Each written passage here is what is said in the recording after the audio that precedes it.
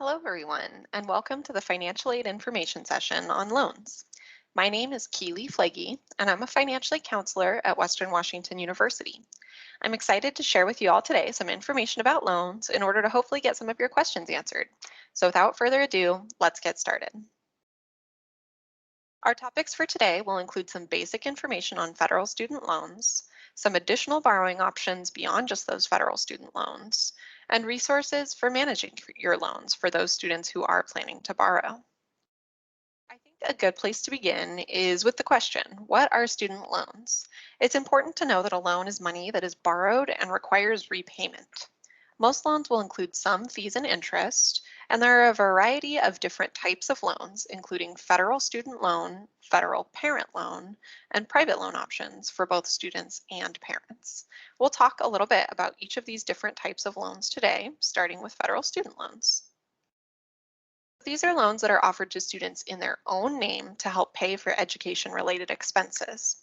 There's no separate application required, so the FAFSA is the only thing needed for a student to apply for these types of loans. You'll see the subsidized loan and the unsubsidized loans on the screen, which share some similarities, but also have some key differences that I'd like to highlight.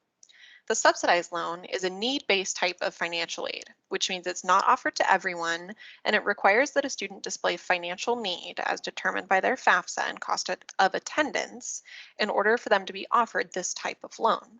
That said, it is the most favorable because for this loan, interest is subsidized by the federal government while a student attends college at least half time. That's 6 credits or more for an undergraduate student.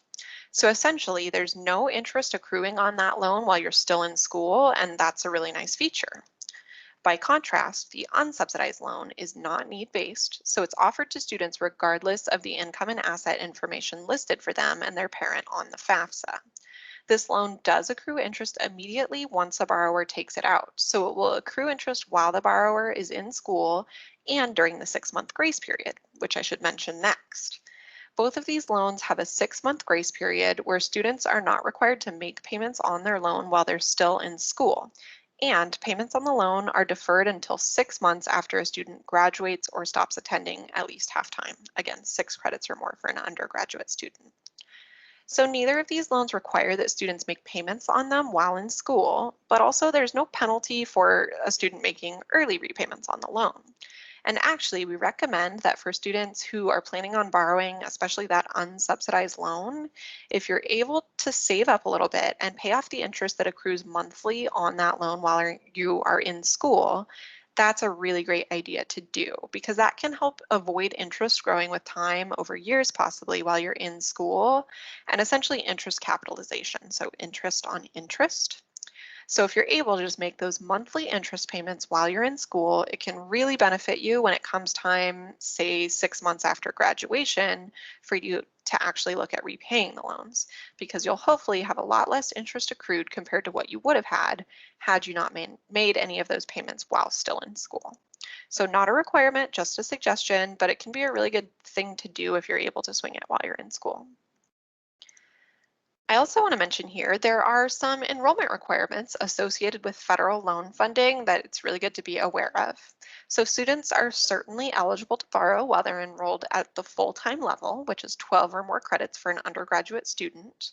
But also, students are able to access federal loan funding while enrolled less than full-time, so long as they're enrolled for at least 6 credits, so half-time or more.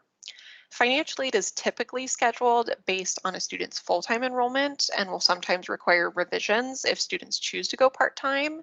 So we always ask that students, if you're planning to enroll below full-time during a future quarter of attendance, we ask you to notify our office in advance so that we can adjust your financial aid accordingly in order to hopefully prevent any delay in the disbursement of your financial aid.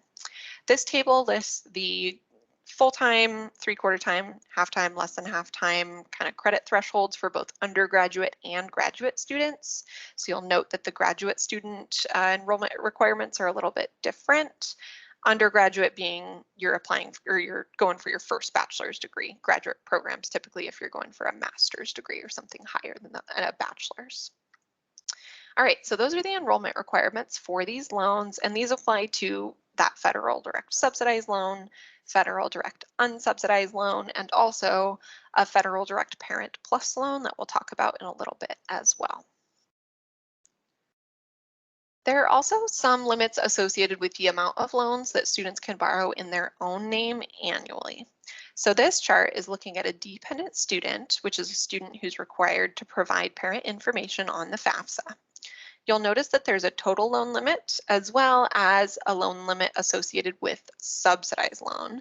And those two things work in tandem. So as an example, a freshman is able to borrow a total of $5,500 annually, but no more than $3,500 of that can be in the form of subsidized loan. You'll also notice that the amount that a student can borrow increases as a student achieves a higher class standing. So freshmen can borrow $5,500, and once they reach a sophomore level class standing, so 46 credits or more, they can borrow up to $6,500 annually. I do like to note that this is based on completed credits as opposed to how long you've been attending college. So even if you attend for a whole year, if you don't achieve 45 credits at the end of that year, in your second year, you're likely to still be offered freshman level loan limits because you're still technically considered a freshman by credit. However, if you were to achieve a sophomore level standing, say after that fall quarter of your second year, you would become eligible for additional loan at that point, and you can request consideration for that additional loan through our office. So if you were to find yourself in a situation like that, we just invite you to contact our office, and we've got some paperwork to get that type of revision going.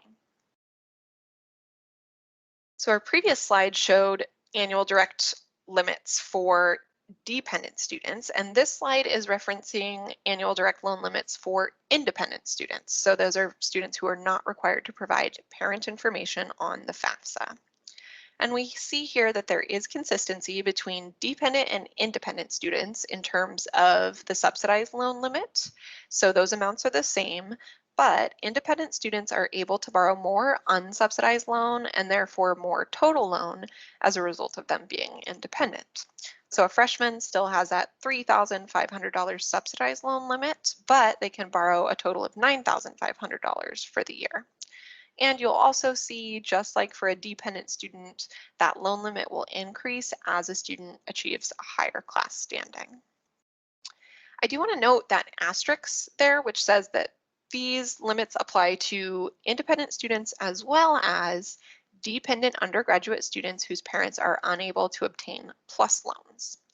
A PLUS loan is a federal parent loan that has a credit check associated with it, and not everyone is approved for that. And there are a couple of different options that students can pursue in that case, but one option does involve pursuing additional unsubsidized loan in the student's own name. So these limits in this chart are representative of both an independent student and a dependent undergraduate student whose parent is unable to obtain PLUS loans.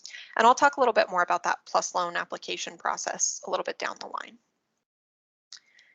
All right, so we now understand the differences between subsidized and unsubsidized loans, and we know how much loan we can receive annually. If you are planning to borrow next year, then there will be a couple of first-time student loan borrower requirements that you'll need to complete online at studentaid.gov before the loan can actually disperse to your student account. So if you're planning on borrowing, maybe during fall quarter, it would be a great idea to have these things done sometime during the summer to ensure that you're all squared away at the start of fall quarter, so there's no delays in things dispersing. And the two requirements, you see them highlighted on the screen here. The first is called a master promissory note, and the second is called loan entrance counseling. So those are the two requirements. We'll look at entrance counseling first. When you log in from studentloans.gov, under the complete aid process navigation menu there, you can choose to complete entrance counseling. And once you do so, you're taken to a page that looks like this. You'll see that there are actually a couple of different types of counseling available on that studentloans.gov webpage. studentaid.gov webpage, but the only one that's actually required is that loan entrance counseling. So that's the only one that you need to do. There is also that financial awareness counseling that's available. It's not required, but it is an option, especially if you maybe want to come back later in time, if you don't remember everything you learned during entrance counseling and you want a refresher, maybe during your sophomore or junior year, you're always welcome to log in to studentaid.gov in order to complete that financial awareness counseling. It's certainly recommended, it's just not required, and the only thing that's going to end up keeping aid from dispersing, on this page at least, is that loan entrance counseling. So in addition to that loan entrance counseling, I also mentioned the master promissory note, which similarly log in under that complete aid process navigation bar to find a link to complete a master promissory note. You'll see it abbreviated as MPN a lot. It's essentially a legal document wherein students are promising to repay the loan that they're taking out, and it also explains some terms and conditions of your loan. The nice thing about both of these requirements is they generally stay on file for 10 years. So usually you just need to complete one while you're at Western, unless you take some time off, because most people end up graduating within that 10-year period. So typically just a one-time thing. Again, to complete it, log in to that studentaid.gov webpage, complete aid process navigation menu to choose the link to complete a master promissory note. There are a couple of different master promissory notes. So if you're an undergrad, make sure you choose the I'm an undergraduate student option, MPN for subsidized or unsubsidized loans. And again, that stays on file for 10 years, so typically just a one-time thing. I also want to mention the annual student loan acknowledgement, which we are not expecting to be required for the 2021 to 2022 academic year, this upcoming school year. We were expecting that to happen, but it looks like it's been delayed. So it's not actually something that you'll need to worry about for this year, but it is something we expect to become a requirement in the future. And eventually it will be an annual student loan acknowledgement that will be required for loans to disperse on an annual basis. So if you're planning on borrowing in future years, it will probably be something that you'll need to complete, and you'll just be acknowledging if you're a first time borrowing that you'll have to repay the loan, or if you already have loans taken out at the time you're completing the annual student loan acknowledgement, then you'll be acknowledging that you understand how much you owe and how much you can still borrow. So again, not a requirement for now. If you want to log in and complete it, great, you can do so. If you don't want to do that, that's okay. Just know that you'll probably need to do so in the future. All right, so those are the details for the federal direct loans, the subsidized and unsubsidized loan. But those are not the extent of federal loan options that exist to help families with their education related expenses. So in addition to those federal direct student loans, the federal government does offer the parent loan for undergraduate students, which you'll often see abbreviated as a PLUS loan. And this is a loan that allows parents to borrow on their students' behalf to help pay for their education-related expenses. So it's a loan taken out in the parent's name on behalf of the student, and it's different from the subsidized and unsubsidized loan in that it does require a separate application which has a credit check associated with it. The application is done online at studentaid.gov, just like the other processes, I suppose. So because there is that credit check component, not everyone is approved for the loan. And there are options for families, a couple of different options whose families are not approved, and we'll talk about those in just a couple of slides. So if you are a parent who's interested in pursuing that PLUS loan, then your first step will be to log in to studentaid.gov in order to complete the Parent PLUS loan application. You'll want to log in with your own name and your own FSA ID into studentaid.gov, and you can choose under the Apply for Aid navigation menu, Apply for a PLUS loan to get you into that application. Once you're in there, you'll need to specify a few things like the amount of loan that you want to apply for. So if you know a specific dollar amount, you can put that in, or you can just request the maximum amount available to you as well if you like that option. There are some other things to specify in there, so you'll have some choices to make. And then once you submit the application, you should hear right away on the credit decision associated with the application. If your application is approved and you want to continue with that process, you can complete a master promissory note, again, online just at that studentaid.gov. And that will be required in addition to a master promissory note required for a subsidized or unsubsidized loan, since it's a different borrower, the parent in this case. So just be aware that that's separate, a distinct requirement from a subsidized or unsubsidized master promissory note. Again, you get there to that master promissory note the same way as we saw for a student. Under the complete aid process navigation menu, there's an option to complete a master promissory note for a plus MPN for parents of dependent undergraduate students. Okay, so not everyone who applies for that PLUS loan is approved. And in cases of PLUS credit denial, there are some additional options available. So first, if a parent applies for a PLUS loan, is not approved, and believes that the denial was an error, then there is an appeal process online, and students can log in to studentaid.gov in order to initiate that. Or parent borrowers are able to reapply for the PLUS loan with a creditworthy endorser, or cosigner is another word. And if approved through that process, there would be PLUS loan counseling required. So that's a separate requirement, only required for parent borrowers who obtain an endorser. Again, that PLUS loan counseling is completed online at that studentaid.gov webpage, pretty much where all loan stuff is going to be done. And finally, as I mentioned earlier, if the appeal or endorser processes are not going to be pursued, then students are able to request the additional unsubsidized loan that they become eligible for based on their parents' PLUS denial by contacting our office. We've got some paperwork that students can complete in order to request those funds. So if you as a family find yourself in this situation with a PLUS denial, we invite you to contact our office and we can talk more about which of these options might be best for your family's situation.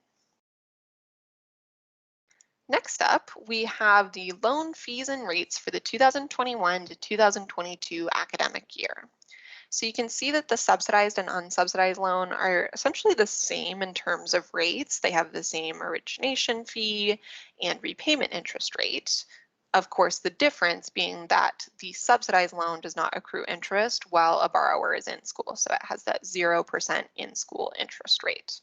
You can also see that the unsubsidized loan has two different rates. So there's one for UG undergraduate students and one for GR graduate students. And you'll notice that the loan rates are higher for students who are pursuing graduate degrees. And finally, the right-hand column of this table shows the Parent PLUS loan terms. And you can see that the interest rate and origination fee on those PLUS loans are rather higher than on the student loan, which is typically why we recommend that students at least first pursue their student loan unsubsidized and subsidized loan eligibility as a first resource because it's typically more favorable in terms of rates than that Parent PLUS loan. So those are the basics of federal student loans in terms of their rates. But that is not the extent of our options. So in addition to that, private loan exists as an option for families who might want to pursue loan outside of federal borrowing options. Private loans are offered by a variety of different lending agencies, banks, credit unions, those sorts of things. And there are typically a lot of options when it comes to private loans. So there are options for parents to borrow in their own name, options for students to borrow in their own name. Sometimes there's an option for a student to borrow with a parent cosigner. Some applications may require or just offer a cosigner option. And interest and repayment terms tend to vary a lot because they're determined from lender to lender. With private loans, the application process is initiated by the borrower. So it doesn't at least first come through our office. If you wanted to pursue a private loan, you would first contact the lending agency that you wanted to borrow through and then go from there. We do manage private loan requests. So if you were to apply and be approved, the loan would be routed through our office, but it's initiated by you, the borrower. And if you're interested in learning more about private loan, I'd encourage you to check out that webpage in the blue box of this screen here. We've got some great information about the general private loan process on our webpage to get you informed about that. And then also on the webpage is a link to the Fast Choice Lender list, which is a really nice tool where you can essentially view and compare the different lenders that other students at Western are working with. So you can certainly just get a list of lenders if you're looking for something like that, but you can also filter and sort according to all different sorts of criteria depending on what you're looking for. So it can be a really good tool if you're interested in pursuing private loan but aren't really sure where to start. This is a great thing to get you started. So yeah, if that's something you're interested in, refer you back to, wrong direction, the link at the bottom of this page here in blue. Check out that fast choice lender list option for some good ideas.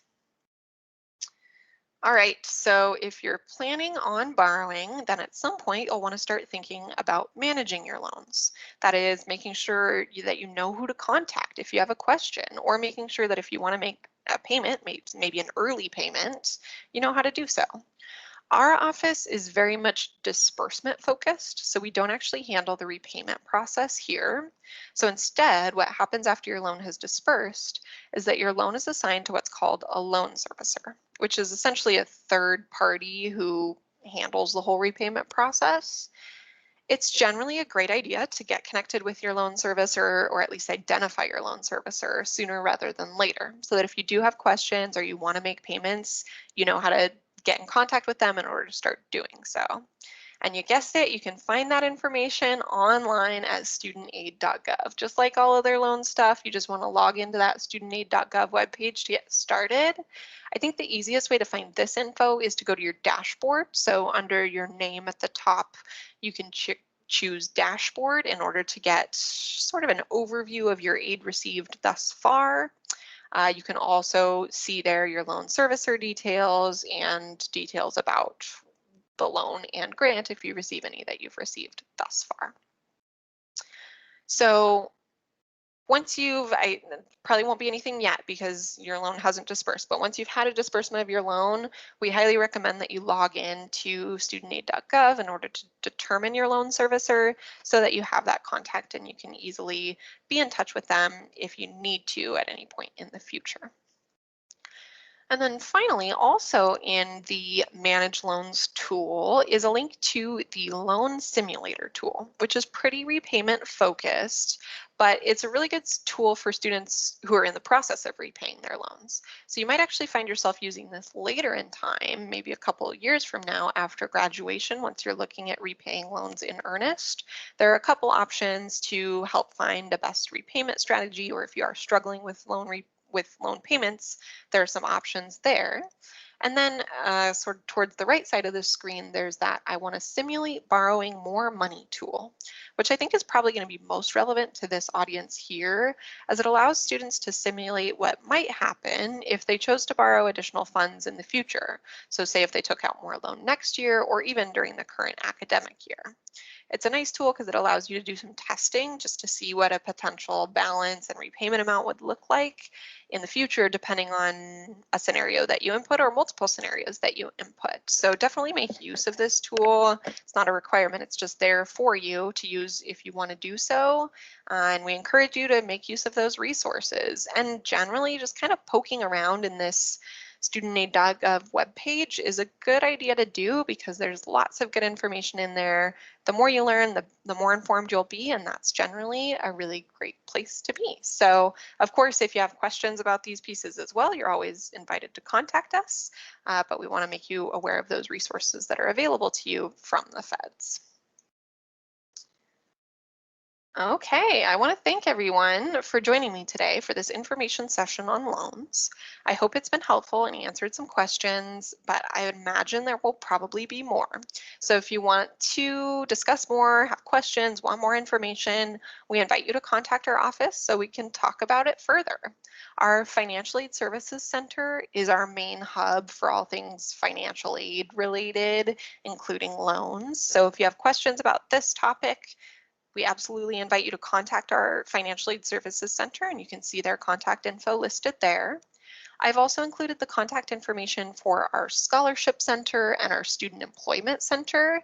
They're experts in scholarships and student employment respectively. So if you have questions about either of those topics or want to get connected with those offices, I've included their contact info for your convenience as well. And we invite you to be in touch with them. thank you everyone for joining me, and best of luck as you gear up to start at Western. Take care.